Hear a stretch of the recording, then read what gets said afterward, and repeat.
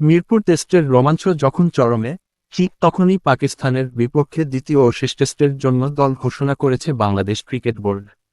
তবে নতুন স্কোয়াডে কোনো চমক রাখেনি বিসিবি। প্রথম টেস্টের দলই অপরিবর্তিত রাখা হয়েছে সিলেট টেস্টের জন্য। অর্থাৎ মিরপুর টেস্টের স্কোয়াডে থাকা সব ক্রিকেটারই থাকছেন সিলেটেও। প্রথমবার জাতীয় দলে ডাক পাওয়া তরুণ ব্যাটার অমিত হাসান নিজের জায়গা ধরে রেখেছেন।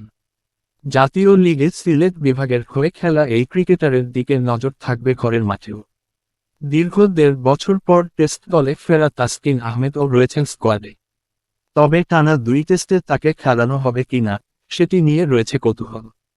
একই প্রশ্ন আছে তরুণ পেসার নাহিদ রানাকে নিয়েও। আগামী শনিবার শুরু হবে সিলেট টেস্ট। মিরপুরে প্রথম টেস্ট শেষ করে বুধবার সিলেটে যাবে দুই দল।